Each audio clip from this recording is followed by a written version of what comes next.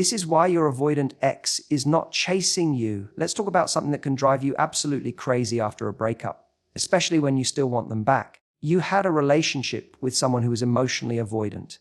They pulled away, they needed space, maybe they ghosted you or slowly faded out.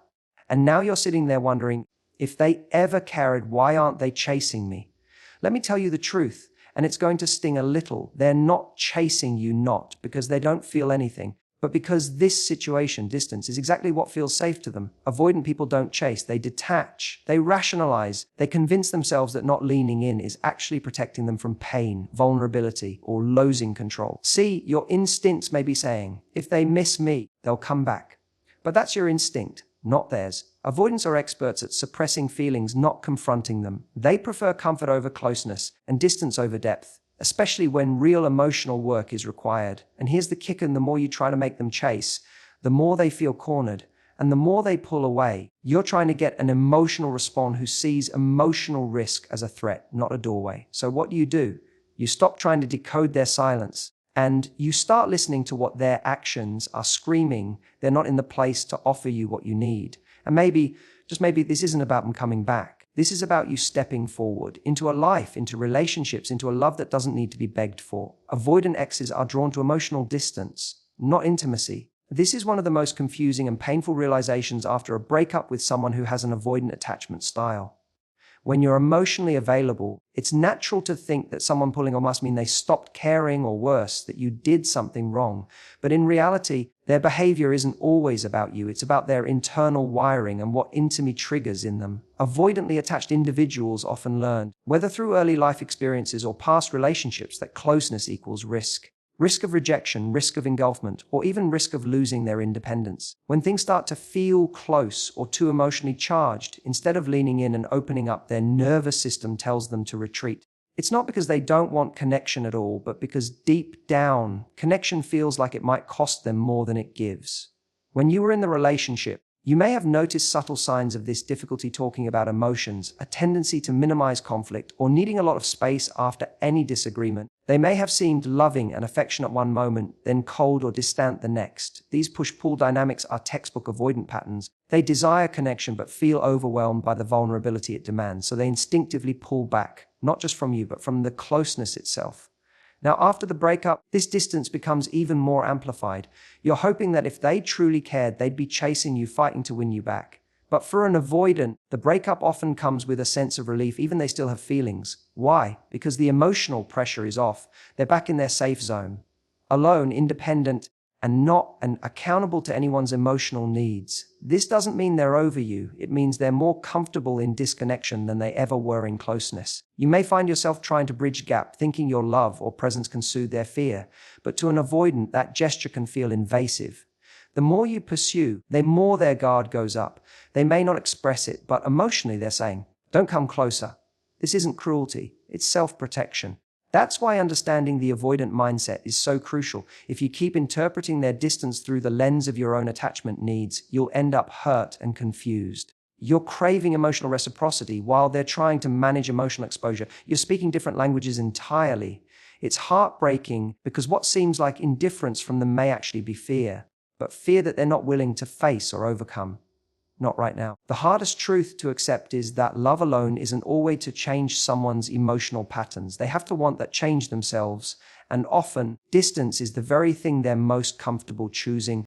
Not chasing doesn't mean they don't feel anything. This is one of the biggest misconceptions people have after a breakup, especially with someone who has an avoidant attachment style. The absence of pursuit is often interpreted as a lack of love, care, or even basic respect. It's natural to think, if they cared, they'd be here. They'd be fighting for this. But the truth is more complicated. Avoidant individuals often do feel something, but they've learned not to show it, or worse, they've learned to disconnect from those feelings entirely. Many avoidant people grew up in environments where expressing emotions wasn't safe, welcomed, or modeled in a healthy way. Vulnerability may have been associated with weakness, instability, or rejection. Over time, they became experts at suppressing emotional responses. When faced with loss or conflict, their first instinct is to go inward, shut down, and create emotional distance. It's not that they feel nothing. It's that they don't know what to do with what they're feeling.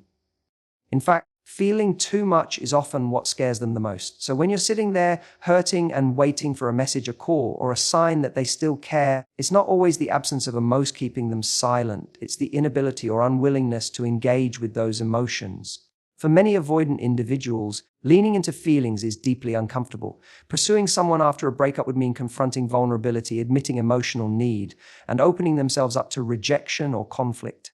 That's terrifying for someone who spent a lifetime avoiding emotional discomfort. This is why so many people are left confused. They replay the relationship in their heads, remembering the moments of connection, the love that seemed genuine, the intimacy that felt real. They ask themselves, was it all fake? Usually, no, it wasn't fake. The avoidant partner likely did feel some significant, but they weren't equipped to sustain it when emotional intensity increased. The feelings are real, but their response to those feelings is self-protective, not expressive. You might also notice that some avoidant exes do come back, but only when the emotional climate has cooled down. They may reappear weeks or months later, acting casual as if nothing happened. Why? Because now the coast is clear, the vulnerability has passed, and they can re-engage on their terms at a level of connection they find manageable. It's not that they suddenly started caring again, it's that they're no longer overwhelmed by the emotional pressure of the situation.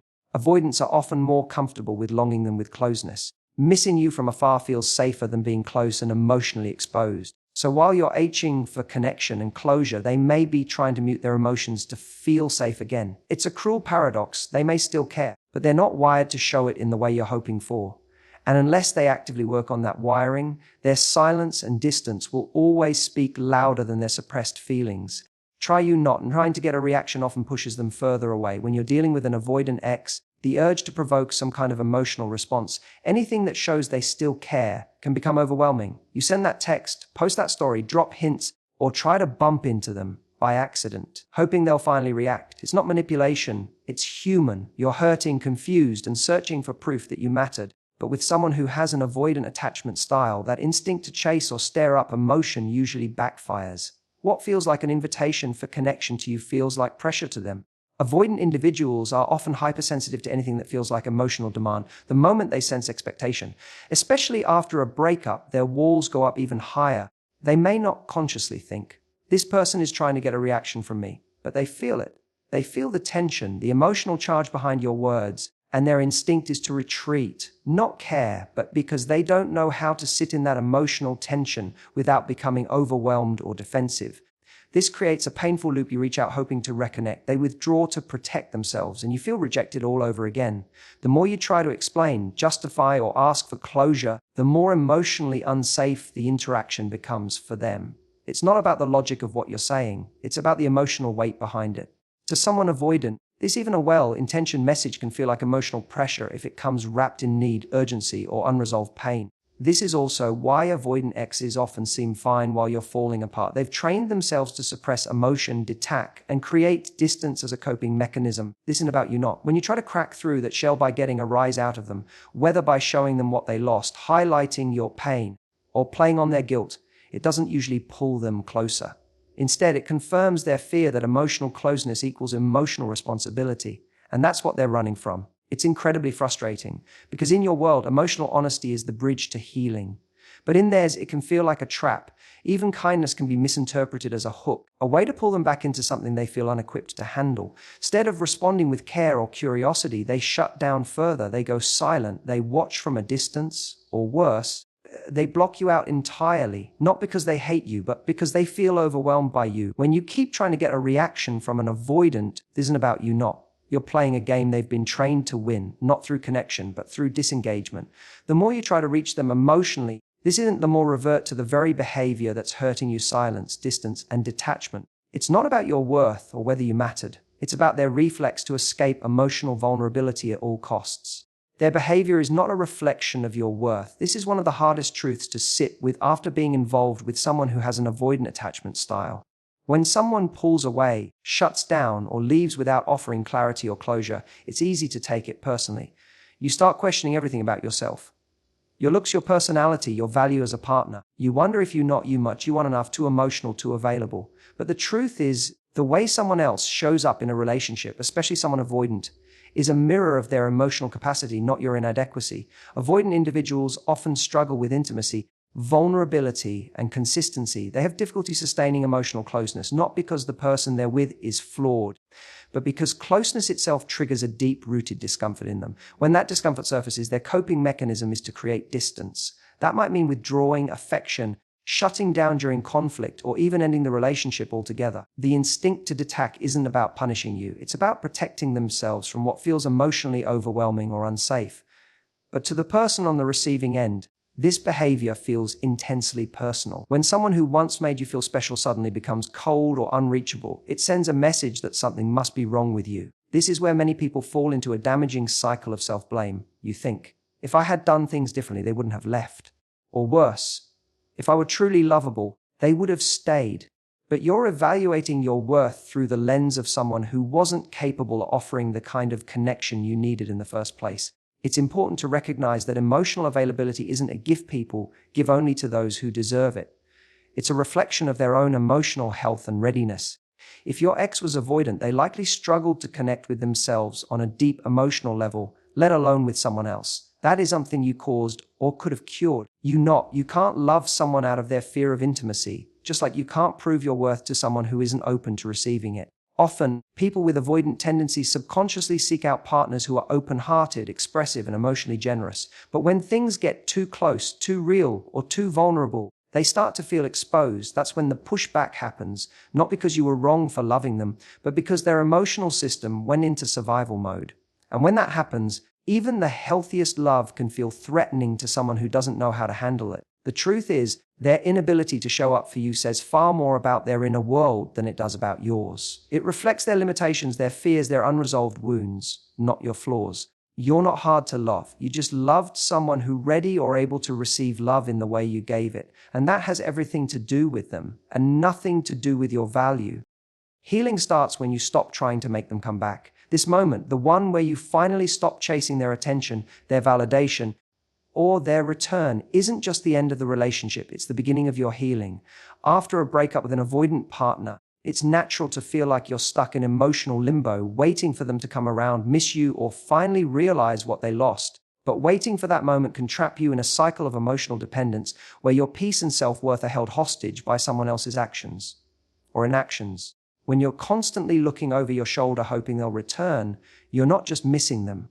You're abandoning yourself, your time, your energy, and your emotional well-being become focused on someone who has shown through action or silence that they are not capable of giving you what you need. And the truth is, the more you cling to the fantasy of reconciliation, the longer you delay your own growth. Real healing begins when you stop measuring your progress by whether or not they reach out. Avoidant exes rarely give closure in the way we hope. That's because closure requires emotional honesty, vulnerability, and accountability.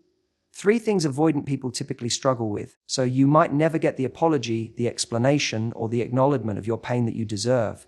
And while that's incredibly painful, waiting around for it only keeps you tied of the relationship that no longer exists. Letting go doesn't mean forgetting them or pretending it didn't hurt. It means releasing the idea that their return is the key to your happiness. The moment you stop trying to make them come back is the moment you begin to reclaim your power. You start focusing on yourself, your healing, your life. You start building a sense of self-worth that isn't dependent on someone else choosing you.